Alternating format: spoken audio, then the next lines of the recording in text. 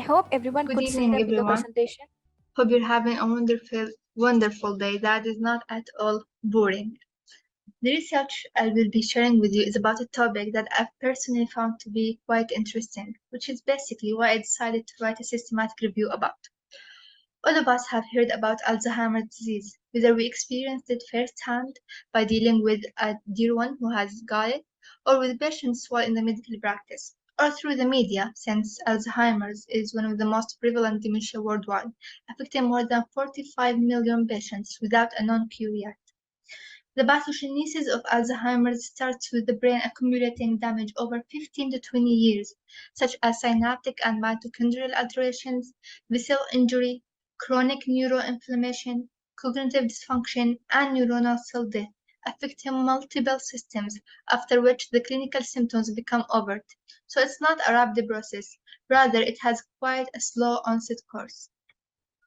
Alzheimer's dominant histological lesions identified in the brain are amyloid beta, A beta extracellular plaques, and intracellular neurofibrillary tangles enriched with hyperphosphorylated tau protein. The amyloid beta soluble oligomer form is the most neurotoxic species and the key correlate of the disease gravity. However, multiple anti-amyloid beta targeting trials have failed as a route of treating Alzheimer's. Thus, perhaps, the complexity of its pathogenesis requires alternatives and multi-target therapies. Therefore, recent studies have linked gut microbiota to brain function through the microbiota gut-brain axis, which is basically an association between the microbiota, the gut, and the brain that synchronizes the gut with the central nervous system to modify behavior and the brain's immune homeostasis. Studies have shown this microbiota to be highly influenced by multiple factors, including nutrition and other gut-modifying agents as prebiotics and probiotics, and that it can impact our brain's cognitive function, exerting its effect through this axis. Fecal microbiota transplantation is another gut microbiota modifying method that is defined as, and here comes the magic, the process of transferring fecal material from a fed donor to a receiver to correct the recipient's intestinal bacterial composition, and thus the function of intestinal microbiota. In that sense, can fecal microbiota transplantation be effective in treatment of Alzheimer's disease? Through the exerting its effect through the brain-gut axis? Let's see. Let's start the show. Okay. This review aims to answer this question by identifying and summarizing the effects of fecal microbiota transplantation in Alzheimer's disease. The gut microbiota plays a vital role in neuropsychiatric and neurodegenerative diseases by metabolizing the soluble fibers, peptides, and the proteins and their main products, which are shorter-chain fatty acids. The gut microbiota also metabolizes the dietary proteins, bringing out tryptophan and other metabolites. The shorter-chain fatty acids and the tryptophans are ligands of the aryl hydrocarbon receptor, and by activating this receptor, a decrease in gut inflammation, in addition to a reduction in the gut and blood-brain permeability, and the blockage of the microglia and astrocyte activation is noticed to trigger the gut and brain homeostasis. Understandably, considerable shifts in human gut microbiota have been spotted in central nervous system disorders such as anxiety, autism, and depression, and neurodegenerative diseases such as Alzheimer's and Parkinson's. That's when it has been thought that these microbiome modifying agents, prebiotics, probiotics, and fecal microbiota transplantation, will improve some of Alzheimer's symptoms. Fecal microbiota transplantation is mainly used to treat recurrent Clostridium difficile infections, which is an infection that is caused by the overuse of antibiotics, which cause to reduce the normal bacterial population in the intestines, which in turn triggers the Clostridium difficile to overgrowth. That's why transferring the fecal material from another fed donor would correct the patient's intestinal bacterial composition. Bioactive products produced by bacteria explain how the gut microbiota modulates central physiological and pathological processes. Shorter-chain fatty acids, which are one of the metabolites co-produced by the host and its gut microbiota, influence host cells through diverse mechanisms and therefore are considered essential for host health, with a pertinent role in Alzheimer's disease prevention, employing altering histone acetylation and cell proliferation, and activation of G protein-coupled receptors. Shorter-chain fatty acids comprise butyrate, propionate, and acetate, manufactured by Clostridium, Eubacterium, and Butyrivibrio bacteria. Studies have shown butyrate to have neuroprotective qualities, positively influencing the brain's function. It's also considered a significant energy substrate as it increases the mitochondrial production of adenosine triphosphate. In addition, it enforces the blood-brain barrier integrity while minimizing intestinal permeability and exhibiting an anti-inflammatory effect by inhibiting the immune system from secreting pro-inflammatory cytokines. Sodium butyrate has positively affected AD mice models, enhancing their learning and memory abilities, even in progressive and advanced stages of the disease.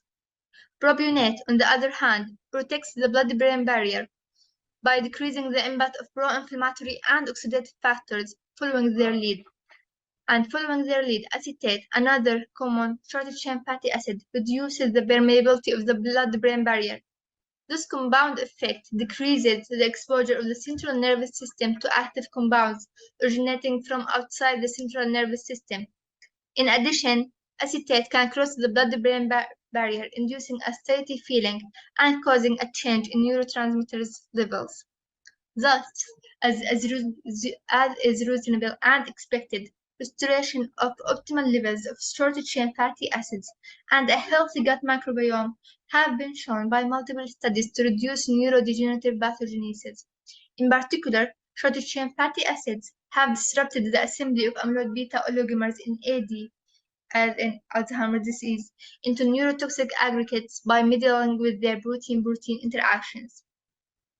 Furthermore, a recent study that we will mention at the end of this presentation showed that a transgenic mouse model revealed that fecal microbiota transplantation could lessen the brain deposition of amyloid beta and the phosphorylation of tau protein along with the levels of amyloid beta 40 and amyloid beta 42. Besides, cognitive function refinement and synaptic plasticity rise have also been noted in transgenic mice. Accordingly, the fecal microbiota effect on restoring such active mediators may serve as a future therapeutic target for neurodegenerative disorders, particularly Alzheimer's disease. The study I'm sharing with you and the search was conducted systematically using Google Scholar, PubMed, PubMed Central, and ScienceDirect databases. The last search of all the databases was conducted in June 2022. The key terms used in the search engines were Alzheimer's disease, fecal microbiota transplantation, dementia, bacteriotherapy, and the medical subject hidden mesh strategy was used in PubMed. All references were grouped and alphabetized using EndNote, and duplicate removal was done both by EndNote and manually. Then the records were screened based on the titles and abstracts, and where the exclusion of irrelevant studies was implemented. Retrieval of the full text articles was done. The articles successfully retrieved were assessed according to the appropriate tool for quality appraisal to minimize the risk of bias in this study. To complete our discussion, let's continue here. Okay, so the microbes of the human gut exhibit a sizable inter-individual variability that is regularly explained by either intrinsic or extrinsic factors, where intrinsic factors, let's say genetics, and extrinsic factors like diet, antibiotics, lifestyle, and illness. As we get older, this microbiota undergoes dynamic changes, as proved by the fact that the diversity and number of gut microbiota decreases noticeably with aging. In the study by Ling et al., which is here, structural and functional dysbiosis, it showed it was done in a Chinese population where 100 Alzheimer's disease patient samples were collected in addition to 71 age and gender matched cognitively normal controls to investigate the functional and structural alteration of the fecal microbiota by targeting the V3-V4 region of the 16S ribosomal rRNA gene to correlate their results with the clinical features. The data demonstrated a notable reduction in bacterial diversity, along with changes in the taxonomic composition of the fecal microbiota of Alzheimer's disease patients. In patients with AD Alzheimer's, studies have shown an increase in the number of Escherichia and Shigella, along with a decrease in Eubacterium rectal and Bacteroides fragilis when comparing fecal samples of cognitively impaired patients with healthy control using real-time quantitative PCR. Bacteroides fragilis, which is decreased in Alzheimer's, as I've just mentioned, is an anti-inflammatory bacterium that can enhance the intestinal barrier and repair gut leakiness. This may stand as one of the reasons why intestinal leakage is caused by a change in the gut microbiota along with bacterial components entering the brain. On the other hand, Escherichia, which promotes the body to maintain an inflammatory environment by inducing pro-inflammatory cytokines through an NLRP3 dependent mechanism, is generally upregulated in AD patients. In addition, many bacteria have been reported to be increased in Alzheimer's disease patients, such as Brevibacilli, Enterococci, Ruminococci, Lactobacilli, Duria, Lactobacillus, and Streptococcus. In contrast, other types of bacteria have shown a decreased abundance. This represents how different types of bacteria have varying effects on the brain and its cognitive function, and explains the notion of gut dysbiosis as a potential target as a non-invasive biomarker to distinguish Alzheimer's disease patients from the healthy population. With that being said, studies breaking down the good versus bad microbes are also essential in solidifying our understanding of the development and progression of Alzheimer's. Now, some studies were done, however, okay, so in humans, fecal microbiota transplantation has been used successfully to treat Clostridium difficile infections. However, due to technical and ethical concerns, this has not been implemented and used routinely in clinical practice in neurological diseases yet. It's still restricted in animal models scientific studies. Nevertheless, these initial animal studies have shown full of promise, though not irrefutable, results.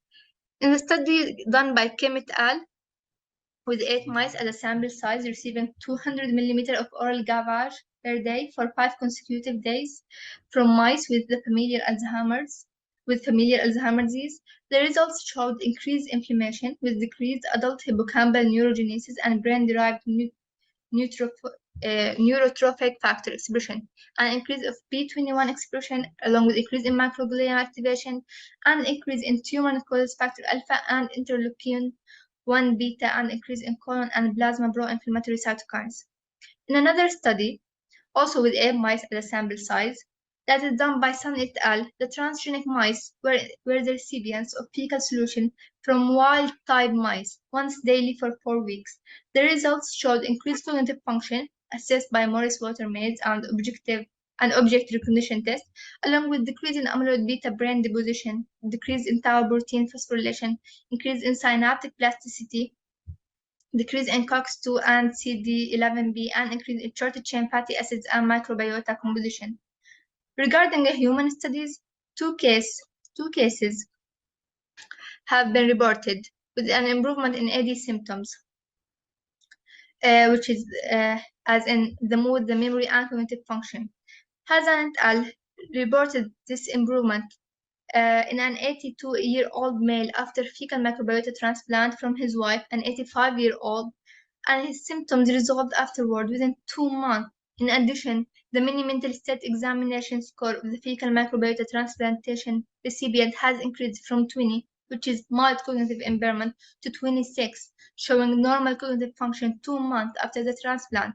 More improvement was seen in the 4-month post-transplant follow-up with an MMSE score of 29.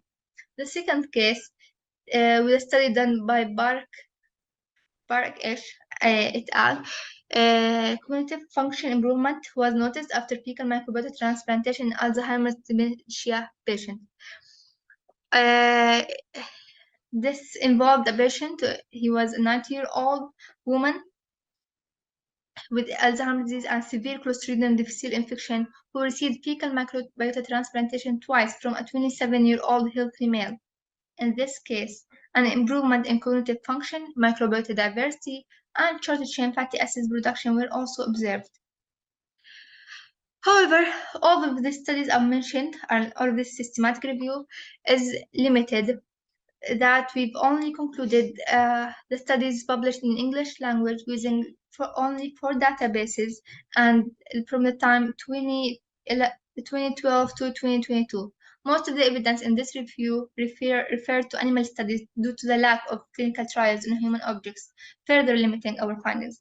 In addition, only fully free text articles were acquired, and thus this may have precluded some of the eligible studies. In conclusion, okay, so to conclude, fecal microbiota transplantation can potentially become one of the modalities in treating Alzheimer, exerting its effect through the microbiota gut-brain axis. The diversity of the gut microbiota in AD patients is widely changed compared with the healthy population, as the types of bacteria abundant in healthy people differ from those in Alzheimer's disease patients. This is speculated to participate in Alzheimer's disease pathophysiology because the original gut bacteria metabolize peptides, soluble fibers, and dietary proteins, bringing out short-chain fatty acids and tryptophan along with other metabolites. These products work to lessen gut inflammation along with blood-brain barrier permeability. Animal studies have demonstrated the fecal microbiota transplantation effect to restore the short-chain fatty acids and the healthy microbiome to disrupt the amyloid beta oligomers, decreasing the Alzheimer's pathogenesis. However, lack of clinical trials due to ethical concerns has hindered our findings in humans. Nevertheless, 2 case reports were identified in which 82 and 90-year-old patients had received the transplant from fed donors, and the recipients exhibited cognitive improvement. Future recommendation, of course, would be to conduct further studies, especially randomized controlled trials, where fecal microbiota transplantation is implemented in patients of Alzheimer's disease at various stages of the disease, following them up for longer duration. Thus, a further detailed assessment of its effect as a possible Alzheimer's disease intervention could be evaluated. And with that, I conclude my presentation. Hope you found it as interesting as I did. And I hope you have a great evening. Good luck and goodbye.